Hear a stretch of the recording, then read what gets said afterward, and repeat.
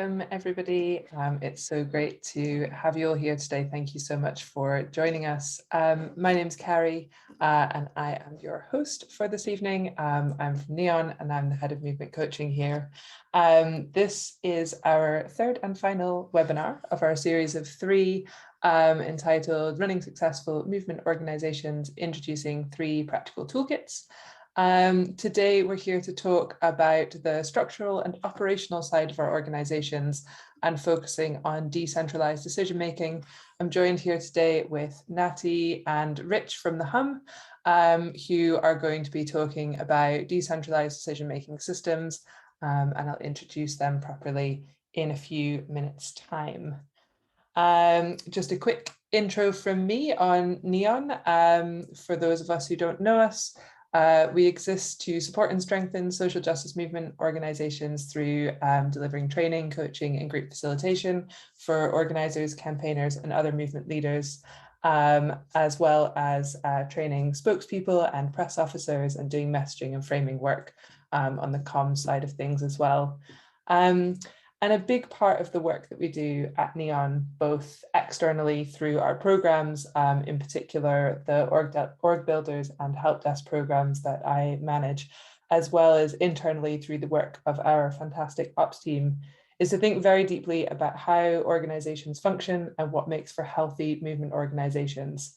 In the terms of structure and operations, we see that as being having a base, a foundation to your organization that best serves your purpose, that serves your strategy, and that supports your culture by centering your values, building anti-oppressive and liberatory thought and practice into the foundations of your organization.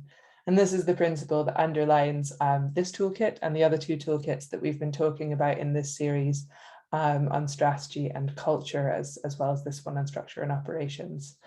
These toolkits bring together the work that Neon is doing, in particular the work of our ops team, who had a huge hand in developing this particular toolkit, as well as bringing together the work of organizations, collectives, and individuals all over the world who have a lot of amazing insights and tools and thoughts that we've tried to bring together and share here to provide a bit of an entry point into all of this stuff and bring everything together in one place. So Sunita, if you could go to the next slide, please. Today, we're going to be doing quickly a short introduction from me, talking about what do we mean when we say structure and operations, what is this that we're talking about today, and providing a bit of context and an introduction to the toolkits themselves. I'm then going to introduce Natty and Rich from the HUM, who are going to tell us a bit more about who they are and the work that they do, and then tell us more on decentralized decision-making systems and how to bring this into your organization. So starting, can you move to the next slide, please, Sunita? When we talk about structure and operations, what on earth do we mean by this? Next slide. We've defined this as sort of quite broadly the systems and processes that allow you to function effectively, the things that help you keep things running every day, the things that will also sustain you for the long term. So it's got both that kind of short term and long term element to it. And this helps you work in a way that, 1, enables you to achieve your strategy, to do the work that you're doing, and 2, that embeds your values and helps you sort of live those out on a day-to-day basis. This is huge, this particular area, and there's a massive amount of things that could have been included here. We have limited it to talking about sort of legal form, structure, decision-making, leadership and management, money, where we're looking at both finance systems and pay, fundraising policies and risk, kind of on the basis that these are the things that you pretty much have to have to some level or another to function as an organization. More sort of bigger organizations and more complex organizations might have more of these, or they might look slightly different, but in most organizations, and especially when you're starting out and thinking about what are the things that I absolutely need to have to be able to function as an organization, we think this ticks most of the boxes. I have no doubt that when it comes to reviewing and updating this toolkit, we're going to be adding a lot more to this, but this is the starting point for this. And in thinking about, your structure and operations, we wanted to present a little bit about the sort of context of this. What does this mean overall for your organization? And if you bring up the next slide, please, Sunita, you can see we have this lovely diagram. All credit to Lawrence Jones Williams, who helped conceptualize this and plan this out. And this is what we think is the sort of basic life cycle of an organization. So it all starts with strategy. In the early stages, this might just be an identification of the problem that needs to be solved, an idea of how your organization might fix it. And those are the kinds of things that we talked about in our first webinar and in the strategy toolkit. From there, you can start to build out, okay, what does my organization need to look at? And you think about the design of your organization. You've got, okay, who are the people and what are the processes that we need and what is the things that underpin our work? And you start to put those things in place. And once you have some of those things, you start to actually do your work. So you're delivering on your strategy, you're evolving your systems and processes. At some point, you'll probably take a break, think about what you've done, develop a new strategy, and then go through the process again, maybe with a kind of bit of redesign, bit of restructure. And you're kind of moving through this cycle on a sort of every probably 3 to 5 year basis on average. So this is a kind of basic organizational life cycle, and kind of represents how all of these different elements that we've explored in this toolkit sit together and where your structure and operations sit within this as well. And you'll see on the left-hand side of the diagram, you have the sort of culture Pac-Man looming over everything and feeding into everything. So culture sort of sits outside of these elements and inside of these elements. It's completely integrated into everything we do. As we spoke about in the last webinar on Monday, there's no way to avoid having a culture. It will inform and influence things. So we've tried to represent that in the diagram here. So that's just a very brief introduction to this toolkit, what we understand by structure and operations, and how that's presented here. We're going to zoom in to just one of the elements of how your organization functions with decentralized decision making. And I'd now like to invite Natty and Rich to join me. And I wonder if we can stop screen sharing for a second. Great. Welcome, Natty and Rich. Really Hi. lovely to have you both here with us today. And I wonder if you could start by telling us a little bit about who you are and how you came to do what you do. Great. Thank you, Carrie. Thanks for the intro. So yes, hi everyone. I'm Natty. This is Rich. And we are from the HAM. So basically with the HAM, what we do is we do training and we do consulting with a lot of different groups that are trying to organize in new and different ways that are not the traditional management hierarchical structure. So we work with all sorts of groups, from universities to startups to NGOs to activist communities and groups and networks of all sorts of sizes and places in the world. And so how we came to this work? Well, I'm from Argentina. That's what I was born and raised. And at some point in my life, I think it was like something like 25, I'm not sure if I can remember that well that time in my life, but I got more excited about these ideas of what was it like to live in communities? What was it like to live not only in communities with others, but also in sustainable ways that are connected more with nature and with the way, with ecosystems and trying to regenerate and so on. So that's where I started to connect with some of the eco-village movements and some of the places around where I was in Buenos Aires. And I learned permaculture and connected with all sorts of folks from around the world. And that pushed me to try to go through some of those communities around the world and learn more about what did it look like in different contexts with different people, with different setups. So I did that for like around 4 years where I moved through.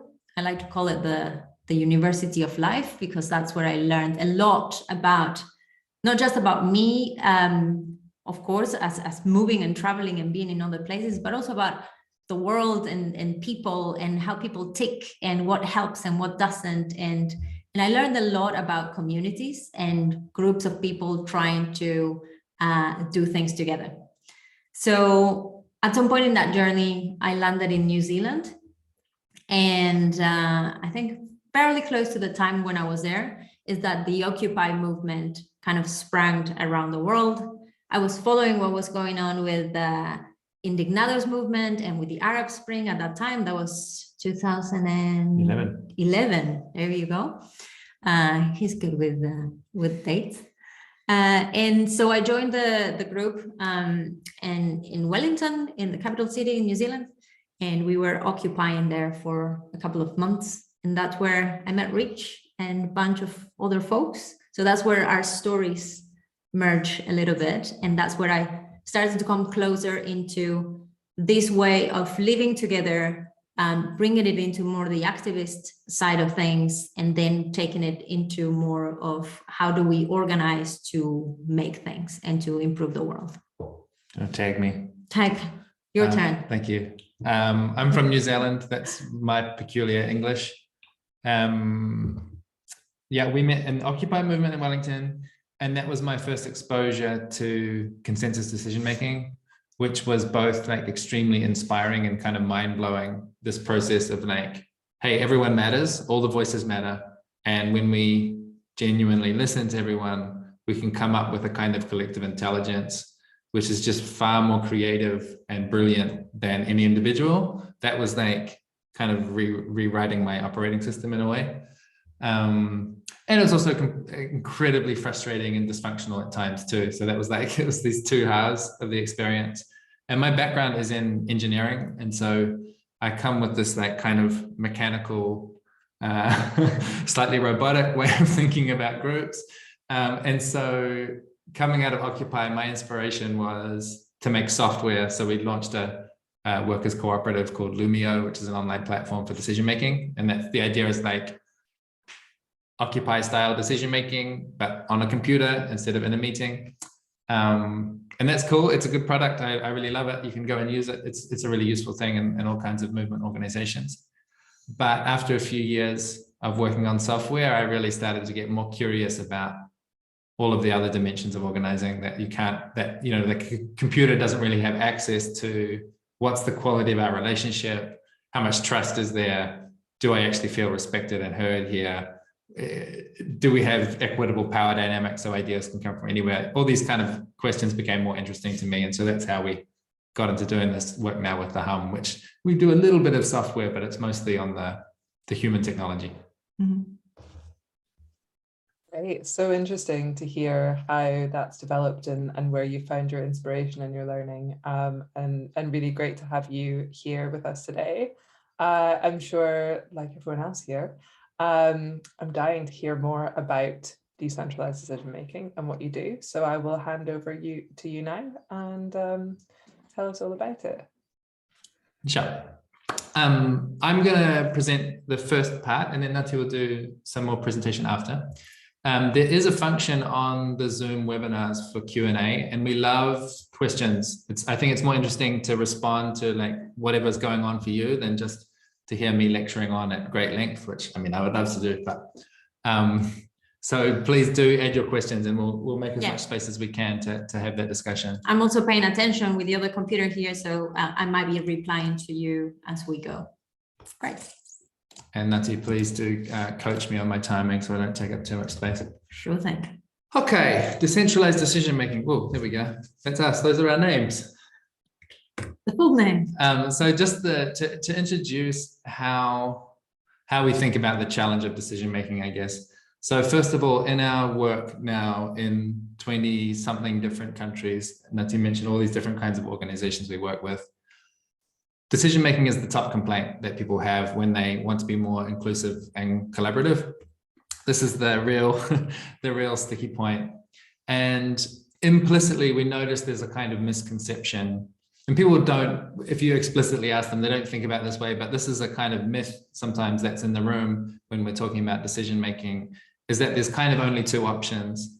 either you have this autocratic mode where there's someone who's kind of like an authoritarian boss and they're calling the shots and they tell you what to do. So there's that mode. And then the other mode is this bottom-up, consensus-based, always building unanimous agreement. And of course, those are not the only two ways of doing decisions. There's a whole spectrum of options between that. And in the kind of groups that we work with, the very values-driven, lots of the movement organizations, NGOs, like you mentioned, we don't want the dominating hierarchy. That's like essential to an anti-oppressive way of working. We don't want to be using this, reinforcing domination. And we also want to be effective. So we don't want to spend endless amounts of time building consensus when we don't need to. And so this is kind of the puzzle that's in front of us, is like, how do we navigate the space in between those two options? Is there a way to balance inclusion with effectiveness? Can we be quick as well as being fair? Can we be participatory and efficient? You know, this is kind of the puzzle for us to solve. And we don't come here with like a very simple, clean answer. Oh, you just do it this way. But this is the dilemma that we're inviting you into with us. So I'm going to run through a few different decision-making methods just to make sure that we've got some shared language and shared understanding about terminology. And then Nati will afterwards kind of stitch it together into a more, how do you actually apply this in your organization?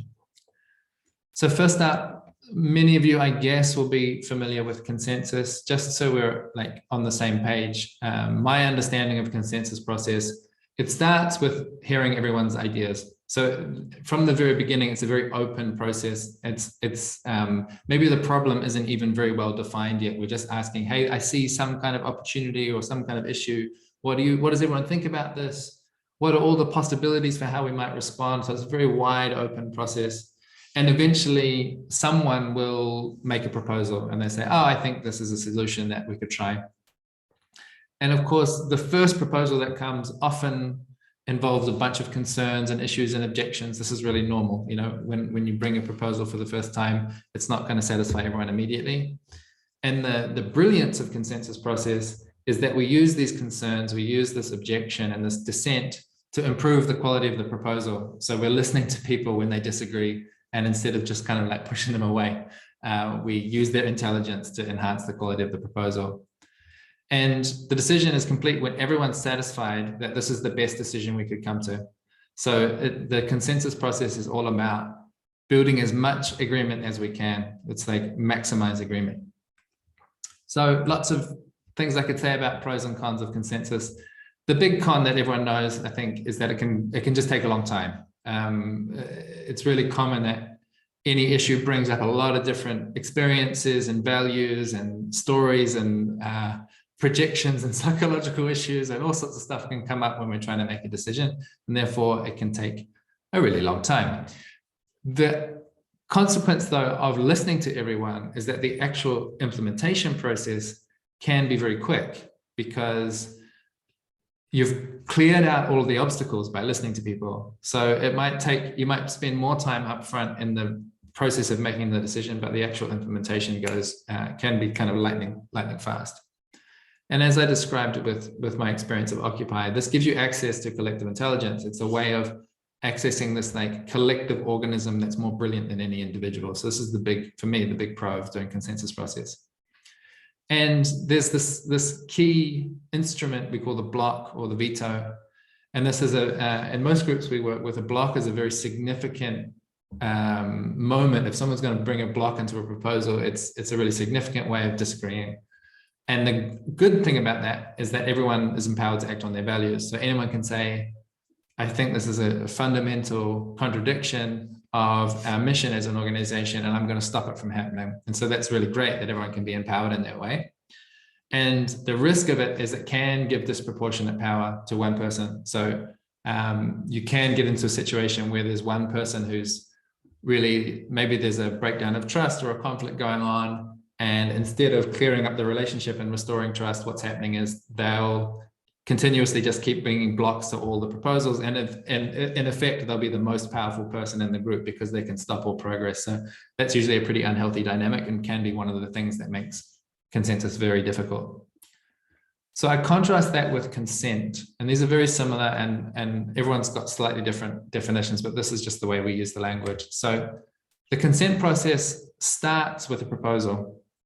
So instead of hearing everyone's ideas first, it starts already with someone bringing a suggestion. I think we should do this. I'm ready to do this. What do people think? So we do the proposal making, and then we listen for first clarifying questions. So does everyone understand what I'm proposing? And then reactions, and reactions can be quite free form. It could be, I love it. It reminds me of this other thing. Have you thought about that? I don't really care about this. A reaction can be anything. And then we check for consent, and the consent question, and we learned this from Sociocracy, which is a really awesome organizational framework.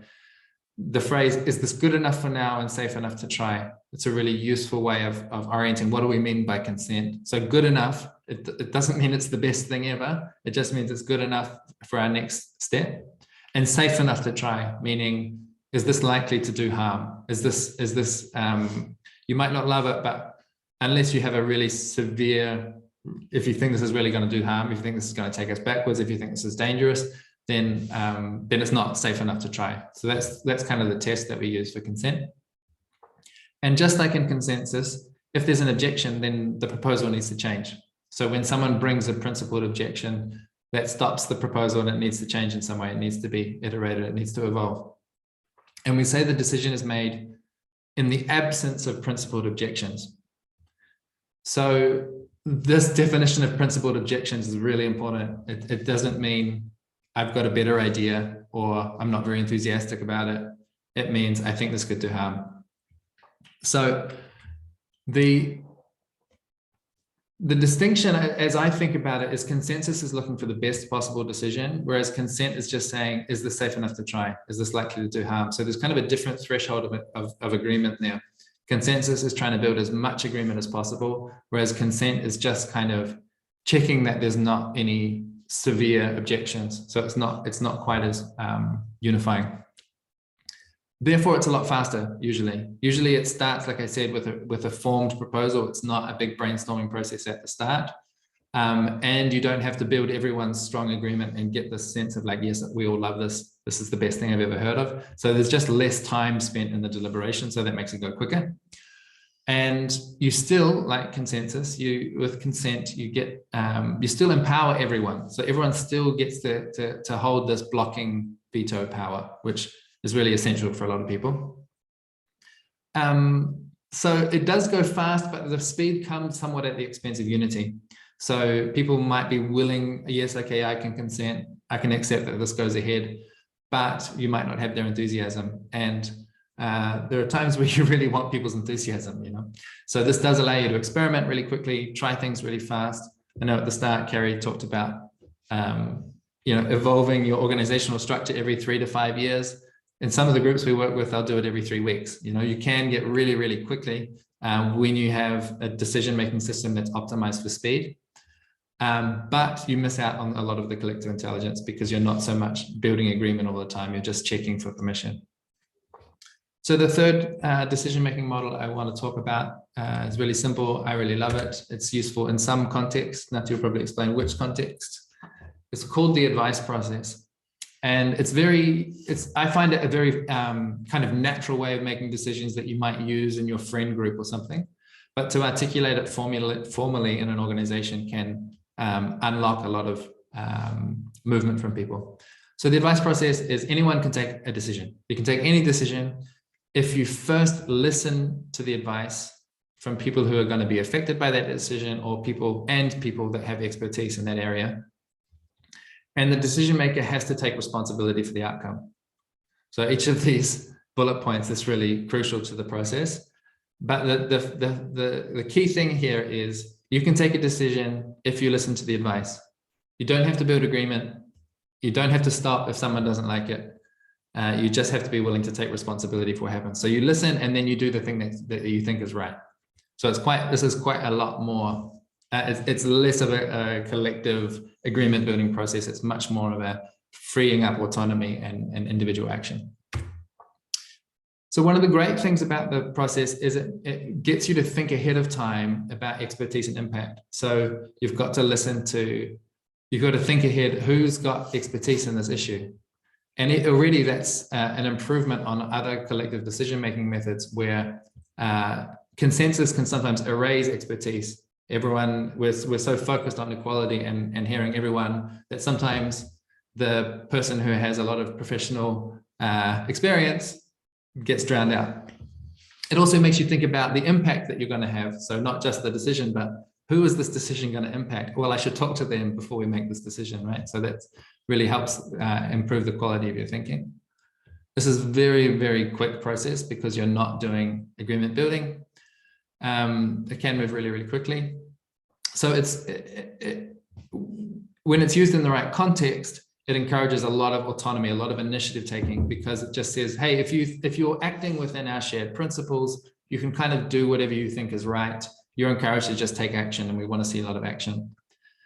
One of the big risks, this is like the culture Pac-Man coming in to eat the screen. The risk is resentment and a lack of trust. So the crucial skill here is actually listening. Like, it's not enough to seek advice. You have to listen to the advice, and that's quite a different skill. Like, seeking advice is easy, but listening to the advice actually, I mean, I can say for myself, I had to practice my listening skills. It didn't just like come by magic. So if you take a decision and people feel like they weren't heard because of the outcome that you took, that's going to create a lot of resentment and frustration and potentially conflict. So people really need to be heard. The other dynamic that you need to pay attention to is, depending on personality types, depending on the power dynamics and the relationships, some people will slip out of, like, the way the advice process is intended to work is that the decision maker owns the decision. They say, this is mine, I'm taking responsibility, I'm going to get the input, I'm going to make the call, and I'm going to take responsibility for the outcome. Now, depending on these relational dynamics, some people don't have the assertiveness or don't feel that they can own that decision. They'll get into a mode of seeking permission, trying to please people, trying to negotiate, which is a different mode, you know, and it needs to be really clear. Are we in an advice process? Are you going to take the decision and I'm advising you? Or are we in a collective agreement building process? And it really helps to be clear about which one's which. I think that's probably enough. I feel like my... There's a few questions, so we can go there. Yeah, great. Yeah, great. maybe we can stop sharing the screen. So, Started to get bored of hearing my own voice, so that's usually time to stop talking about. We're going a bit fast, so yeah, we're going to open up to questions. So if you have anything, you can drop it on the Q&A. There's one here, like the first one. Do you want to go through that? Sure. So, I can read it. Yeah. So it's often a lot of difficulty in making decisions is developing them comes before making a proposal. Even getting to the point of making a proposal can seem very hard. Any tips? And the fact that sometimes hearing the concerns confuses rather than clarifies. That's my expertise of doing consensus in practice. Yeah. Yeah. I just want to empathize. Yes, it can be very hard. But yeah. Yes, I think like well, for me, it's like I need to understand more of the context. So what do you see that is getting hard? Is it like everyone understanding what is the challenge? Is it opening to conversations? Is it people getting stuck in their own, this is what I think we should do, and then there's another person that is like, this is what I think we should do, and then you never can find a compromise or a place to come together? Because there's a lot of pieces of why that could be the case. It could also be that people don't trust each other, or it could be that they don't trust the process. There's so many layers, right? And then there's the skill of writing an effective proposal, which is really, it's something that takes a lot of practice. So Nati's going to explain in the next part of the presentation about, we do recommend each of these different decision-making methods at different times. If you're only using consensus, that can be a bit intimidating for people to bring a proposal. So having the opportunity sometimes to use a different method like consent can kind of lower the stress factor.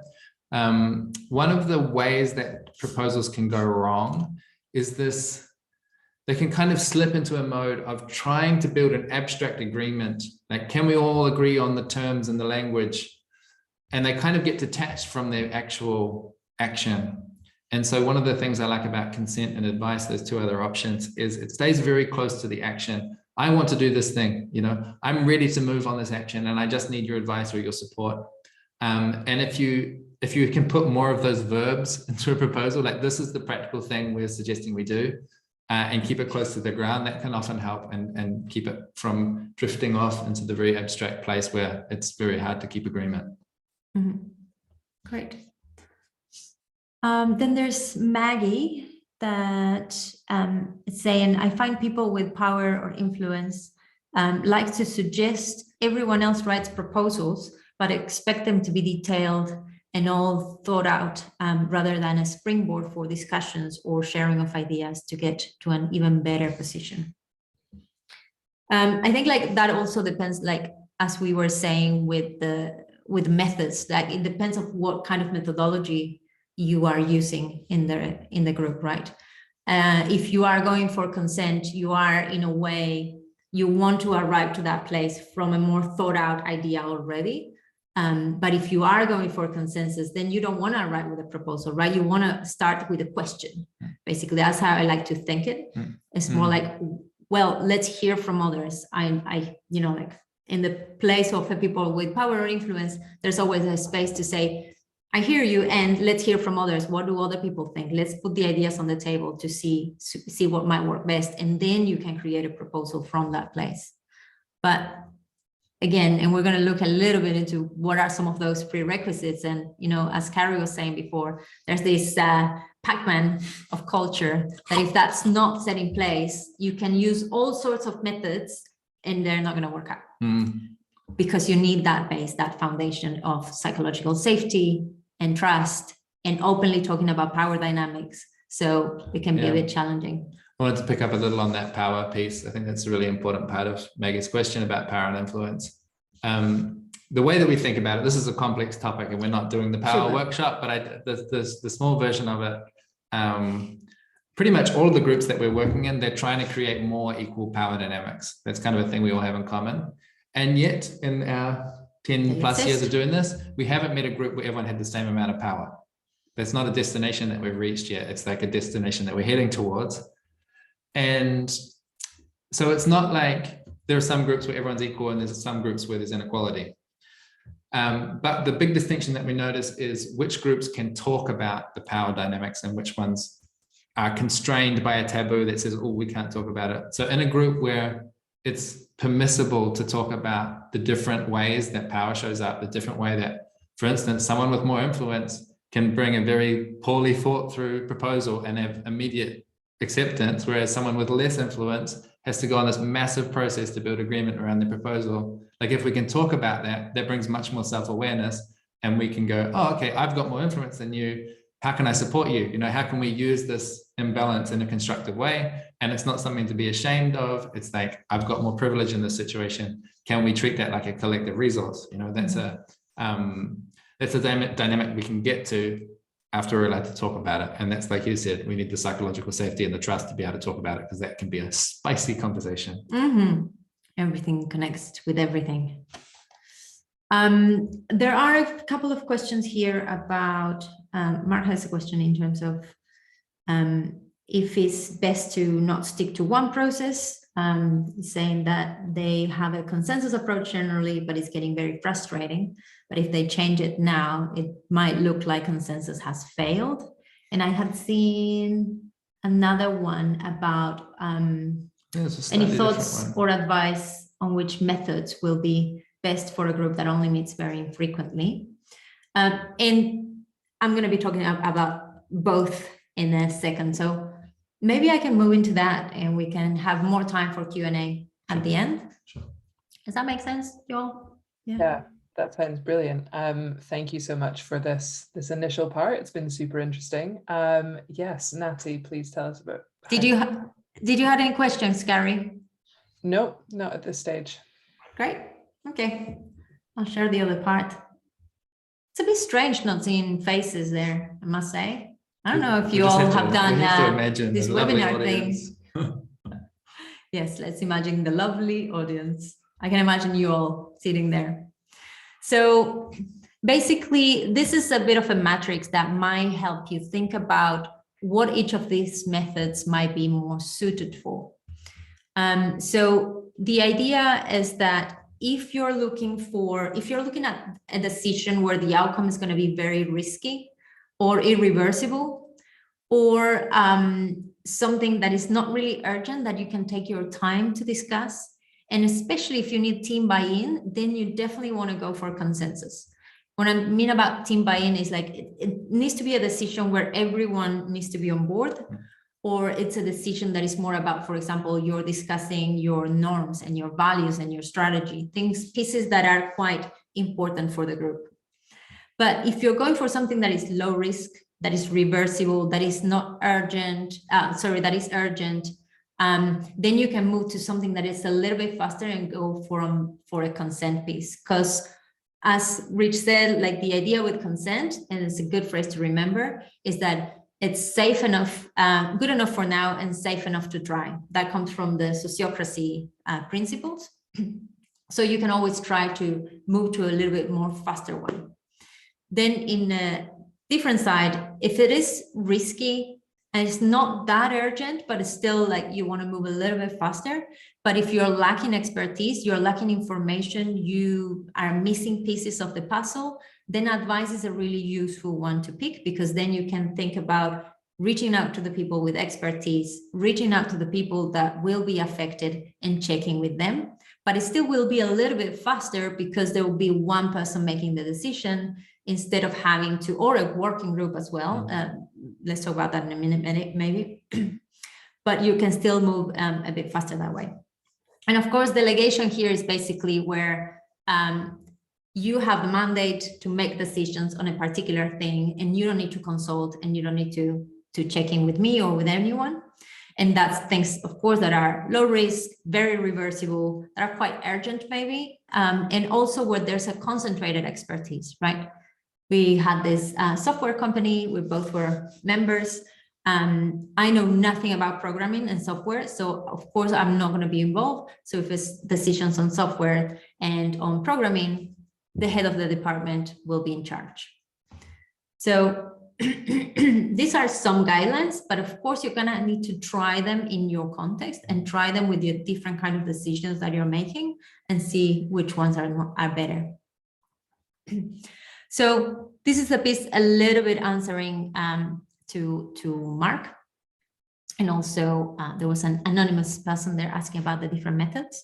So what we found is that the more mature teams, they actually use different methods for different decisions. So it's not that they say, well, we only use consensus or we only use advice. It's like they have figured out which method is better suited and they apply them at different times. So actually having a decision protocol in the group is what it helps you understand what methods do you use in which scenario. So just to put here an example on one of the co-ops that we were a part of, if you're inviting new members to be a part of the co-op and you're going to work closely with them, then you want to go for something like consensus. You want to involve everyone into making that decision and making sure that that person that is going to be holding the co-op with you is someone that everyone agrees on. But if you're sending a newsletter, or if you're writing something for the website, or if it's a minor decision, then you can switch to advice, or you can switch even to delegation to the person with that higher expertise. And just to share a little bit of a case study. So Enspiral is a network that we're both part of. Actually, everyone in the hub is part of. And it's all around the world. It's a global network. We're around 250 people and companies that we're trying to do something good in the world, and we're supporting each other to do so. So for us in Enspiral, autonomy is one of the main values that we uphold, and is one of the principles that we use as well for decision making. So in general, people and working groups will be encouraged to use advice more, or use consent sometimes, and then they will be the ones making the decision, and we trust them to do so. So there are a few decisions that we have agreed on what kind of methods we're using as well. So if a decision is what we call a standard decision, that is, you want to hear from people, but it's not super important or risky, then we might use a consent decision, and we use Lumio, that is the platform we work on. So we do this asynchronously, so anyone around the world can participate on that. But if it's more of what we call a significant decision, something that it's about how the network functions, then we want to involve everyone in making that decision and making sure that we're taking the right one. So then we use consensus. And then some working groups have specific mandates. We have said, you are in charge of this area. So the example here is the branding working group. So anyone that wants to use the Inspiral brand, let's say, like we have in the past run some events with other colleagues from Inspiral, and we call it the Inspiral Academy. And if we want to do that, then we reach out directly to the working group and the branding working group and say, hey, we're running this. What do you think? Can we do it or not? And they will approve it or not. With a caveat, I'll go back there. Oops, moving forward. Okay. With a caveat with that we run retrospectives. So every once in a while, especially when we do bigger decisions, we're going to stop and do reflection time. So we'll think about what worked well, what didn't work so well, and how can we change it and improve it for the next time. So if you're doing that process of reviewing those decisions and adjusting some of the methodologies that you use and how, then it's much easier to be able to play with some of those different methodologies, because you know you're going to review them and you know that you're going to be adjusting. So we developed a little process that we use with teams, and we use in our trainings as well with a bunch of the groups, that is for how to start making your own protocol. So if you're in a group and you want to try some of these different methods, how do you start looking into this? And this is in the Neon toolkit that I think is available already. Carrie, you'll tell me so. So you'll have access to this tool as well. And the idea is basically you start by looking at what are some of the common decisions that you need to make in your team. And you can place them in this map from risk, depending on how risky the outcome of the decision is, or how reversible or irreversible the outcome will be. So you can place them there all together. You can use Mural if you're all working from home at the moment. And once you place them, you can start having a conversation about, well, which method will be more suited to this. And as the table that I showed you before, normally decisions that are more risky and more permanent will go for consensus or consent, while things that are low risk and reversible, we might even choose to delegate or to do consent. So it moves a little bit faster. But the idea is that you can talk together about what will be more suited and how will we go about it. So you can think about who will be involved, who will be in charge of moving that decision, that kind of decision forward, who needs to be consulted or included into making that decision. When are we going to review it as well? What's the process of reviewing how that went? And you can start trying. And the idea is not to think about all your decisions at once and try to look into the future, into what could happen and create a really detailed policy right from the start, but try with an experiment. Can you experiment for a few months and see what happens when you try different methods? And at the end of those few months, can you stop and reflect, do a retrospective or any process that helps to look into what worked, what didn't, how can we adjust them? And if it's working well, can we add more decisions into this? Can we try with some other pieces? And you try again and you keep on iterating into arriving to a place where it feels a little bit more stable, where you can then turn them more into a policy, into a proper protocol, put it into your stable documents, and all that. So that's the tool. And then I talked already about a little bit about the prerequisites. So the idea is that no matter what method you choose, just, let's reiterate on this again and again. I think you all got it anyway.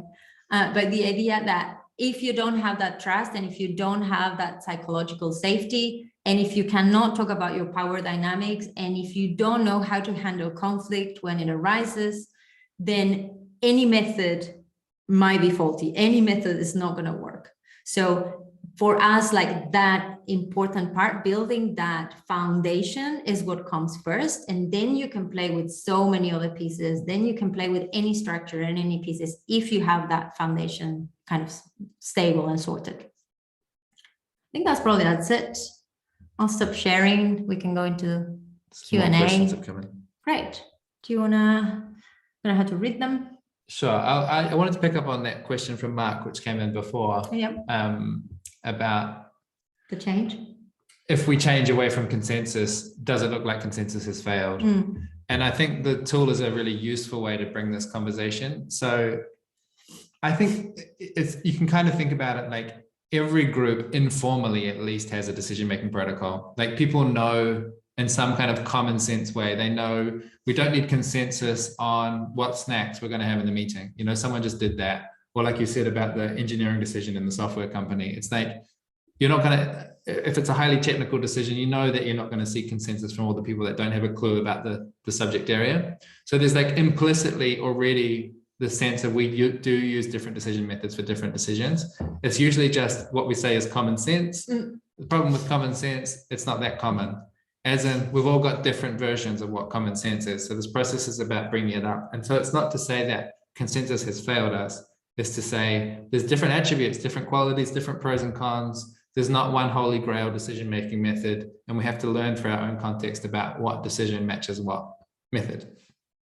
Yeah. Okay. So I'm reading this question from Joe. In an organization where some people are paid and some are volunteers, decisions can have more significance for the paid members. How can this be reflected in a decision-making protocol? So for things like that, for example, for the Lumio co-op, where we had a circle of members, we hold the responsibility, the legal responsibility for the organization. And then we had also a circle of collaborators, or people that were what we call a little bit in a dating process with us, right? They're started to work with us, they're working part-time, they're here sometimes, but they don't hold the legal responsibility. So we had sometimes clear boundaries as well in terms of we will check, we will get the advice from anyone that is working with us, but the final say might be only with the members. So in your case, might only be with the paid members. So you can, this is a really good scenario to also do a little bit of the advice process, or just to hear the input from people, but know that there's going to be a smaller circle that will be making the decision, or that everyone can participate, but only members, for example, or paid people can block or veto decisions. So you give different rights to different people according to the level of responsibilities that they might hold. And maybe there's a kind of method decision there as well, which can help, is to have some agreement about your principles. So, for example, in the Lumio context, you mentioned, we had a principle that we want to involve people in decision-making, and that the depth of involvement should be proportional to the depth of stakeholding. So if it's my livelihood, if I'm legally responsible and you're a person that's just showed up this week and you're just getting to know us, like, we've got different levels of stakeholding in this decision, the influence, the significance, the outcome, it depends. And so it's like, we both want to be involved, but we also want to be transparent about the depth of involvement. So that's basically the difference between, maybe you'll be consulted, you'll be involved, but I'll be the decision maker, or we'll be the decision makers. Or you give different, like if you're using votes, if you're using points, depending on the systems that you might have, you might give different amount of points or votes to different people. We've seen all sorts of ways in which organizations play with this. A big thing we find is just the transparency, the explicitness. Like, if it's really clear, what are you asking of me? People generally feel good about participating in that way. I think we should also say a bit more about this first question, the anonymous one, about thoughts or advice on which methods are best for a group that only meets very infrequently and so has less opportunity to build shared understanding and trust. or at least we'll only be able to build it over a longer time period. Mhm.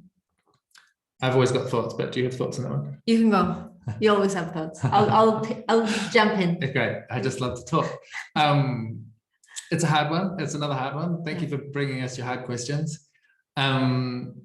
So the way that we'd approach this, I think, is really treating the building of trust as an objective in itself, not as a magical thing that happens just because we hope that we build trust. Like, think about how do trusting relationships actually form?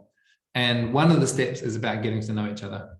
So that means not just diving headfirst into what are the tasks, who's doing what, what's the decision, but making a little bit of space to be humans and to hear, how are you going?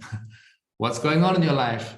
What's going on inside of you? What are your feelings and thoughts and dreams and visions and desires? You know, there's that, we always put a bunch of emphasis into actually taking the time to get to know each other, and that enables a whole lot more efficiency in the long run. When people know each other, they're much more able, like, the more that I know you, the more I can kind of simulate your perspective. My reactions, right? So I can go, oh, I don't even need to talk to you. I can kind of go like, oh, that proposal is not going to work. I should think about that, right? Yeah. The other piece is to try and find ways to practice decision-making, maybe with less significance. So like more quick, small decisions. So like I said, some of the groups we work with, they'll do a very rapid iteration on their group structure. And that will be like retrospective meeting, like you mentioned. Yeah. Every 2 weeks, maybe we'll have a 1 hour meeting where we talk about what's going really well at the moment. Like, what have you enjoyed about the last 2 weeks of working together that seemed really efficient or fun or maybe whatever. For this one will be a month, right? Month, yeah. It's very Since infrequent. the last time that we saw each other. And then what's one thing that we can suggest to do better, differently next time, and just getting in the habit of lifting up, hey, there's an explicit decision happening here. It's not just, again, not just a magical thing that kind of emerges discreetly, but there's an actual decision on the table. What's the one thing we're going to do differently? That also, in a way, doing that as well, it helps you to get to know each other better, right? You're opening to the space of actually talking about what is not okay is okay. Actually saying, you know what, that decision we did last week just didn't really land well with me. I might want to change it. So doing those rapid iterations and rapid changes and retrospectives are very useful. How would you advise to quickly and fairly build trust in a group whose members are regularly changing? Yes, that's a really tough one. I've got some things again. Psychedelics. Psychedelics. In some groups that may be appropriate, in other groups probably not. Definitely not. One of the things we can think about here is like concentric circles of trust. So I'm sure that many of the members are changing regularly, but probably not all of them are.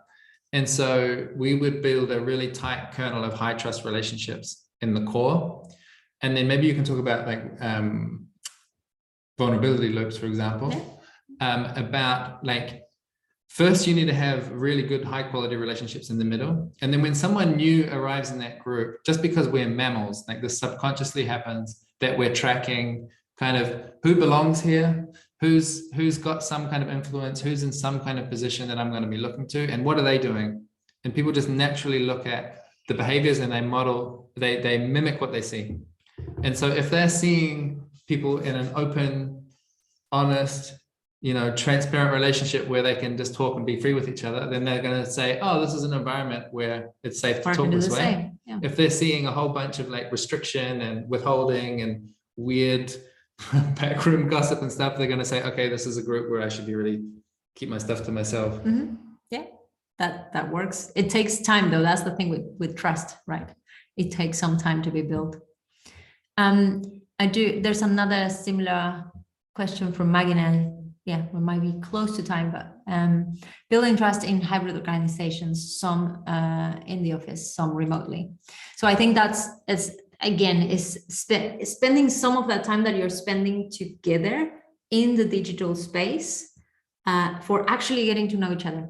There's really simple things like doing a check-in at the beginning of the meeting and doing a checkout. And a check-in basically is a space to say, how are you actually arriving? What's going on for you right now? Instead of being like, what's the agenda? What are the topics? Let's get into it. What are the actions? It's like, let's slow down for a minute and let's remember, oh yeah, there's a human there. Okay, tell me more about you and what happened in your day and what's going on for you right now. You need a type of culture that it is open to those kind of vulnerable or that kind of authentic sharing, as we call it, right? But those kind of things really help. And then if you can have more informal digital spaces that are not about work and that are not about meetings. I know we're all quite tired of Zoom, but sometimes just having like, you know, the social Friday evening where we were all maybe after the office, we'll go for a beer. Instead of doing that, do it online. Just get a space where people can join and just chit chat and get to know each other a bit more. That really helps. And also having digital tool spaces that are asynchronous and like, in a way, you kind of need to coach people how to use those tools in the best way. Because asynchronous communication is very different than synchronous one, right? If I'm just typing, it's much easier that there could be misunderstandings. You cannot read my voice, you cannot see my face or my body language. So spending more time in the digital spaces, like if you use Slack or WhatsApp or Telegram or any tool like that, just spend a bit more time to like unpack a little bit more what you're saying, share some more social things in there, share a little bit more about you and what's going on. We've got like 1 minute left before we're going to hand back to Carrie, and I want to answer the hardest question of how do we kick someone out? I think you absolutely okay. have to answer the hardest question. Right. Yeah, this must happen. So please take it away. Yeah, so we talk about the conflict resolution escalator. So at the base of the escalator, we have our agreed principles, our code of conduct, our shared expectations, our values, our norms, all the stuff that's like, this is our agreement. And then we have on top of that, our specific practices and resources. And some of those resources will be like skill building, you know, oh, how do I actually do non-violent communication? How do I resolve a dynamic that's going on with my colleague? Good feedback to each other. That sort of stuff. So there's like practices, there's like neon toolkits, for example. And then you have an issue with someone. Hey, I feel like your behavior is problematic or you're neglecting your responsibility. So the first step up the escalator is in some context when it's appropriate, you go to them directly and you have a one-on-one conversation, right? So that's the ideal case, is that there's enough trust, enough sense of equity that we can say, 1 minute, we have a one-on-one conversation. That's the ideal. Often that doesn't work. And so then you'll need a supported conversation. So it helps to have someone pre-assigned as like, who is a good person to call in as a third party. So it could be someone that is good about mediation, that already has some of those skills, it or could someone be that everyone trusts. Someone in a supervisor role, a buddy, the person who invited you, could be anyone, but having that agreed beforehand. And then if that doesn't work, then it gets escalated to more like a professional mediation, where there's someone who's actually got legitimacy in the organization to facilitate difficult conversations. You bring an external party, basically. It may escalate all the way to the point where someone has to be removed from the team. This is now we get into like a contractual issue. And by the time we get to that point, the escalator comes right back around to the base, because it's like, usually that means something really significant has gone wrong and there's ways that we can improve our agreements, our resources, our practices. Mm-hmm. That's the short version. Yeah, but the point is, agree on the process in advance. Yeah. Like, if you haven't thought about a conflict policy or how to resolve it when it happens, or how do you deal with people that might be having problematic behaviors, if you haven't agreed on that in advance and you want to agree on it when it's happening, it's going to be really hard, right? You might enter into a really tricky situation. But the point is, talk about it in advance, plan something, and then you kind of follow the steps. And eventually it's like, we tried everything we could, and this person just doesn't fit in the team, and that's the way it goes. It's sad, but Carrie. What a brilliant answer. Thank you so much for jumping in on that last point and answering so many great questions this evening, and some tricky ones as well. It's been really wonderful to have you here. It's been really wonderful to hear your wisdom, and I know I've really enjoyed listening to the two of you talk and answer these questions. It's been very lovely. So yeah, thank you so much. Really great to have you here this evening. Thanks for having us. It's really, really short time, right? But yeah, I hope that it was useful to you all. And yeah, there's going to be a lot more information in the toolkit, so you can check it out. Yeah, I do want to big up Neon. We love Neon. You're doing great work. The toolkit is excellent, not just because you've borrowed some of our content, but because you've done great research and practice. Everyone get it. Borrowed some of your content. Thank you for the plug. Really appreciate that. Yeah, no, it's really, yeah, it's been brilliant. What's happening next? I'm wrapping up. That's what's happening next. We've got one last question. That's just no, we haven't had a question that sneaked in. That's fine. Yeah, so we will send an email out tomorrow, which has a link to the toolkit. As Natty said, you'll be able to download it and use this wonderful tool and many others that are there. I feel like a lot of the stuff that came up just at the end there linked back to our culture toolkit and the webinar that we had on Monday, which is all about conflict and feedback. So do check that out. The recordings will be up on the website next week and available for you to view again as well. So you can circle back to this at any point. We'll link you to Rich and Natty in this email tomorrow so you can get in touch with them directly for all of your decision-making needs. I'm sure they'll be very happy to help. And yeah, I think as per usual, we're 2 minutes over time, but we'll wrap up there. So thank you all so much for being here. Thank you again, Rich and Natty, for joining us this evening and talking with us. It's been really, really great. And yeah, we'll call it a day there.